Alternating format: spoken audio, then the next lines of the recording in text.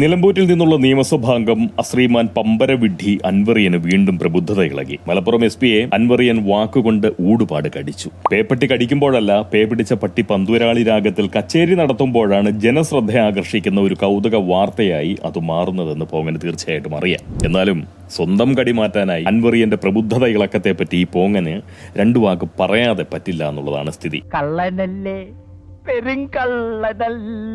നിലമ്പൂരിയൻ ജനപ്രതിനിധിയും പ്രശസ്ത പരിസ്ഥിതി വിദഗ്ധനുമായിട്ടുള്ള അൻവറിയനായിരുന്നു മലപ്പുറത്ത് നടന്ന പോലീസ് അസോസിയേഷൻ ജില്ലാ സമ്മേളനത്തിന്റെ ഉദ്ഘാടകൻ. മുഖ്യ പ്രാസംഗികൻ ജില്ലാ പോലീസ് മേധാവിയായിട്ടുള്ള ശ്രീ S. ശശിധരൻ IPS. ശ്രീ ശശിധരൻ IPSന് നേരെ കുത്തും കോളും വെച്ച് അൻവറിയൻ പലതും പറഞ്ഞു. ഏറെയും വളരെ വ്യക്തിപരമായിട്ടുള്ള സങ്കടങ്ങളായിരുന്നു. പട്ടിണി പാവങ്ങൾക്ക് വിനോദം വിളമ്പി അവരുടെ വിശപ്പ് കെടുത്താനായി പരിസ്ഥിതി ലോല പ്രദേശത്ത് വാട്ടർ തീം പാർക്ക് പടുത്തുയർത്തിയവനാണല്ലോ നമ്മുടെ ഈ അൻവറിയൻ സാഹിബ്. കൊള്ളക്കാരന്റെ മുതൽ കള്ളൻ കട്ടെന്ന് പറയുന്നത് പോലെ അൻവറിയന്റെ പാർക്കിൽ നിന്നും സ്റ്റീൽ റോപ്പ് മോഷണം പോയി. തന്റെ പാർക്കിലെ റോപ്പ് മോഷണം പോയി 8 മാസമായിട്ടും പ്രതിയെ പിടിച്ചില്ലെന്നും അൻവർ. ഏതാണ്ട് 9 ലക്ഷം രൂപ വില വരുന്ന, അല്ലെങ്കിൽ അതിനു മേളിൽ വില വരുന്ന ആ മുതലിന് 2 ടണ്ണിലധികം ഭാരമുണ്ടായിരുന്നു എന്നാണ് അൻവറിയൻ അവകാശം. 2300 കിലോ വെയിറ്റ്. പരാതി കൊടുത്തെങ്കിലും പോലീസ് വേണ്ടത്ര ശുഷ്കാന്തി കാട്ടിയില്ല.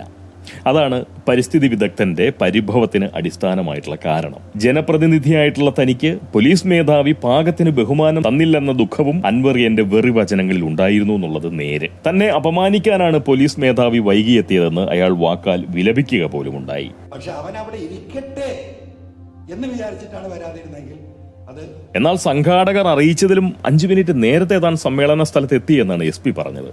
പോങ്ങൻ കള്ളനെയല്ല, പോലീസിനെയാണ് പൊതുവെ വിശ്വസിക്കുന്നത്. അതുകൊണ്ട് SP പറഞ്ഞതാണ് സത്യമെന്ന് ഞാൻ കരുതുന്നു.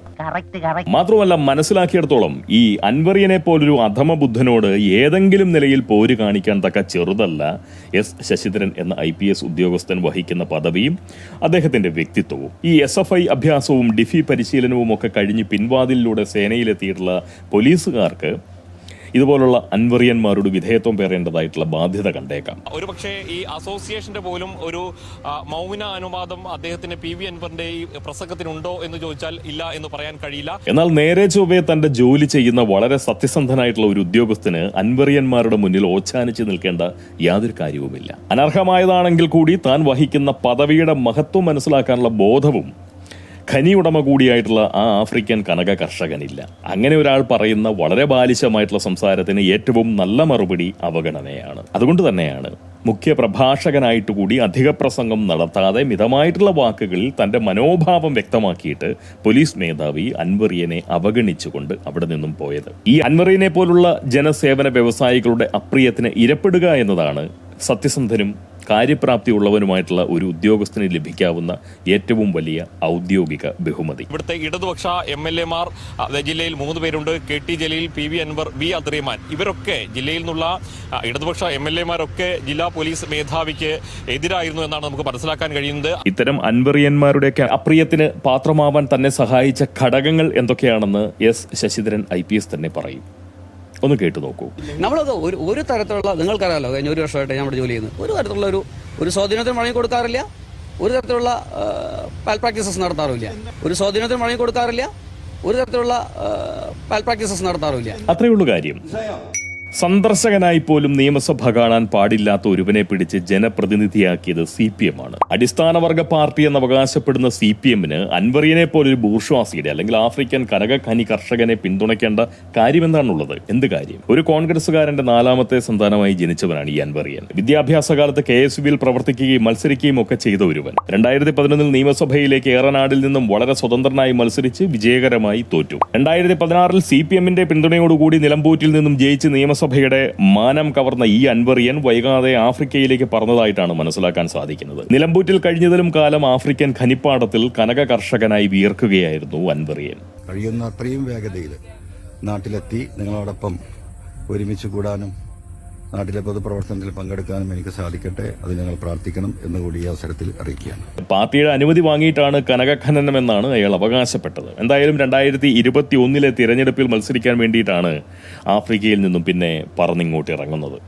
സ്വന്തം ഭൂരിപക്ഷം കുത്തനെ കുറച്ചുകൊണ്ട് വെറും 2700 വോട്ടുകളുടെ മാത്രം ഭൂരിപക്ഷത്തിൽ നിലമ്പൂരിൽ നിന്നും അയാൾ നിയമസഭയിലേക്ക് വീണു. അടുത്ത നിയമസഭാ സമ്മേളനത്തിൽ തെളിവടക്കം കേരളത്തിലെ നിയമസഭയിൽ പറയാൻ പോവുക. 2021 കണക്ക് വെച്ച് ഏതാണ്ട് 8500ഓളം വോട്ടുകളാണ് BJPക്ക് നിലമ്പൂരിലുള്ളത്. അത് മൊത്തവും ചെലവഴിച്ചുകൊണ്ട് ഇനി നിഴൽ നിയമസഭയിൽ വീഴാത്ത നിലയുണ്ടാക്കാൻ വേണ്ട നീക്കങ്ങളാണ് വാസ്തവത്തിൽ BJP ചെയ്യേണ്ടതെന്ന ഒരു അഭിപ്രായമാണ് പോകാനുള്ളത്. അതാണ് BJPക്ക് ഈ നാടിനോട് ചെയ്യാൻ കഴിയുന്ന ഏറ്റവും വലിയ കാര്യം. അതല്ലാതെ അടുത്ത തെരഞ്ഞെടുപ്പിൽ നിലമ്പൂരിൽ വോട്ടുയർത്തി തങ്ങളുടെ ശക്തി പ്രകടിപ്പിക്കുകയല്ല BJP ചെയ്യേണ്ടത്.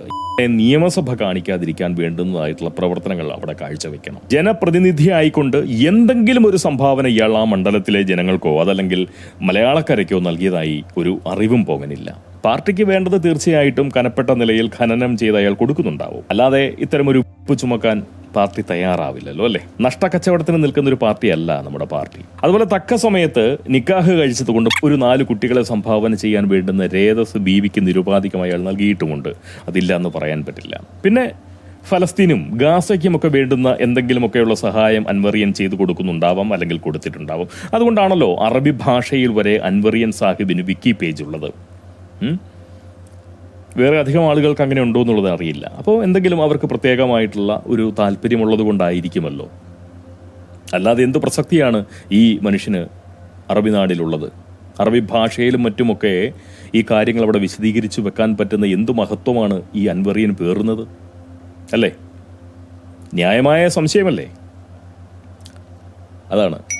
എന്തായാലും ഒരു കാര്യം ഉറപ്പാണ്, ഭ്രാന്തന്റെ കൈവശമിരിക്കുന്ന യന്ത്രത്തോക്ക് പോലെ സമൂഹത്തിന് ഭീഷണി പകരുന്ന ഒന്നാണ് പൗരബുദ്ധിയും സാമൂഹ്യ ബോധവും ഇല്ലാത്ത നമ്മൾ മലയാളികളുടെ കൈവശമിരിക്കുന്ന ഈ ജനാധിപത്യം. എന്തെങ്കിലും ഒരു ജനാധിപത്യ ബുദ്ധി നമുക്കുണ്ടായിരുന്നുവെങ്കിൽ ഇതുപോലൊരു അങ്ങനെ എടുത്തുകൊണ്ട് ചുമ്മാ നമ്മുടെ നിയമസഭയിൽ കൊണ്ടുവയ്ക്കുമോ? അങ്ങനെ ദൈവാനുഗ്രഹം കൊണ്ട് ഒരു മൈനിങ് ആക്ടിവിറ്റിയുമായി ആഫ്രിക്കയിലെത്തിയതാണ് ഞാൻ. ഇവിടെ കക്കാൻ വന്നതോ ഇഞ്ചി കൃഷി നടത്താൻ വന്നതോ കടലക്കൃഷി നടത്താൻ വന്നതോ അല്ല. നിങ്ങൾക്ക് അറിയാവുന്നതുപോലെ മാന്യമായ ബിസിനസ് ചെയ്ത് എൻ്റെ ഈ ബാധ്യതകളും പ്രശ്നങ്ങളും തീർത്ത് നാട്ടിലെ സാധാരണക്കാരെ ജനങ്ങളെ സഹായിക്കാനും എൻ്റെ കുടുംബം പോറ്റാനുമുള്ള ഒരു വഴി തേടി വന്നതാണ് ഞാൻ. എന്നെ സംബന്ധിച്ച് രാഷ്ട്രീയം ഒരു കച്ചവടമല്ല. രാഷ്ട്രീയം പൊതു നന്മയ്ക്ക് വേണ്ടിയുള്ള പ്രവർത്തനത്തിനുള്ള ഒരു സാമൂഹ്യ പ്രവർത്തനമാണ്. എന്നെപ്പോലെയുള്ള ഒരു വ്യക്തിയെ സംബന്ധിച്ച് രാഷ്ട്രീയ പ്രവർത്തനം എന്ന് പറയുന്നത് സാമൂഹ്യ പ്രവർത്തനമായി മാറുമ്പോൾ വളരെയധികം ചെലവ് ഓരോ ദിവസവും വരുന്ന വ്യക്തി കൂടിയാണ്.